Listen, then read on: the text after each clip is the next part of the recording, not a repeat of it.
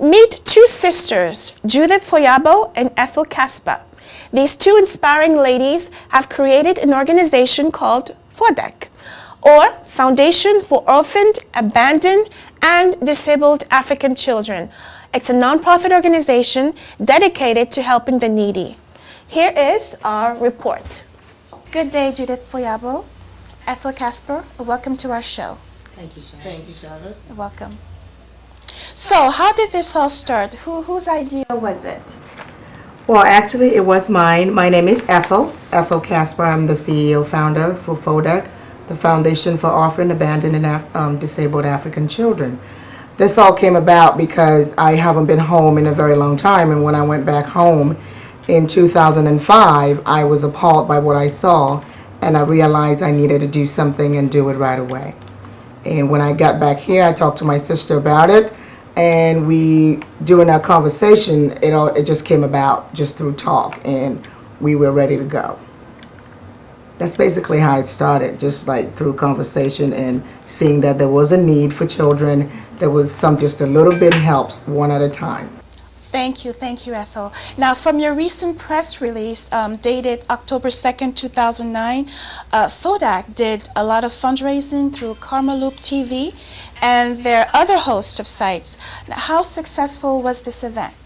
As a matter of fact, we have not yet started the fundraising. Okay. We met with a couple of celebrities not long ago, and they were ready to donate their time and their memorabilia so that FOADAC could be put out there on the map.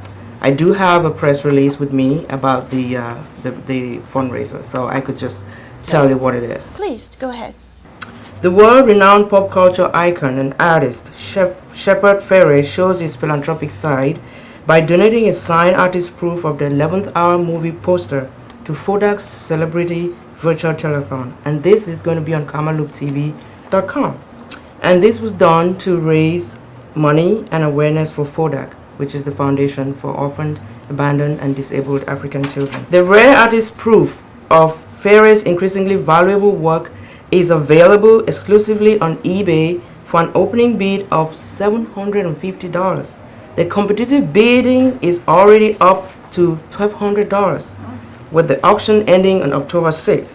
So that's what we are really doing. But remember, each week a new Giving is Righteous. That's the name of the segment.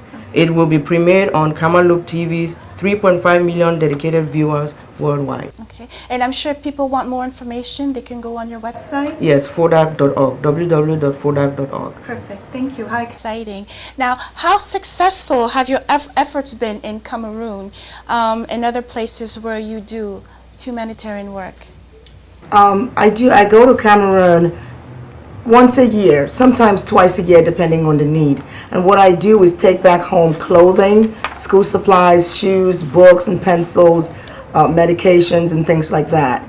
Last year I did have my very first AIDS screening at the orphanage, whereby we had nurses and doctors come through the orphanage and screen a lot of children to find out who was sick and who was sick of what. So that way when people donate medications, they know what the need is. So I do visit several orphanages while I'm in Cameroon, close to about 7 or 8 in the Southwest Province and in the Northwest Province as well. So there's a lot of the kids need clothing, shoes. You'd be amazed what a pair of shoes would do to a child, just to be able to walk to school. Absolutely. So that's what we've been doing. It's been very successful. It's a lot of hard work, but it's very successful. It's been successful this far.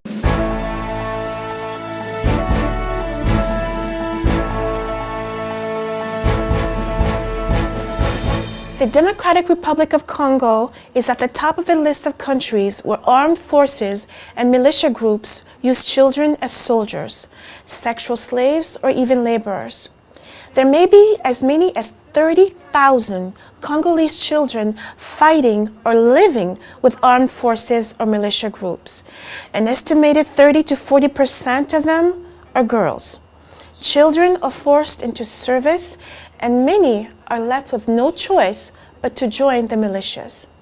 Here in Los Angeles, the Congolese community of Southern California has decided to do something about this heartbreaking situation. On Tuesday, December 15, 2009, a fundraiser was organized in collaboration with the Jewish Women Association of Southern California.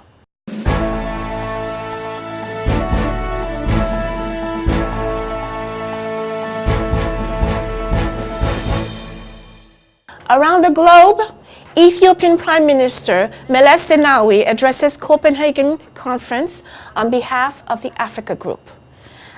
At a climate conference in Copenhagen, African countries have scaled back the amount of money they say will be necessary to cope with climate change. Ethiopian Prime Minister Meles Zenawi addressed the Copenhagen Conference Wednesday on behalf of the Africa Group. Speaking on finance, one of the key stumbling blocks at the United Nations Climate Conference, Mr. Meles outlined the demands of the African countries. He said, quote, "I support the establishment of a startup fund of $10 billion per annum for the years of 2010-2012. At the center of negotiations lie two key questions. First, to what extent will countries cut their greenhouse gas emissions? And second, how much money will go to the poor countries in order to help them cope with climate change?" African nations had said they would need double the $100 billion a year that is now being discussed to help them cope with the effects of climate change.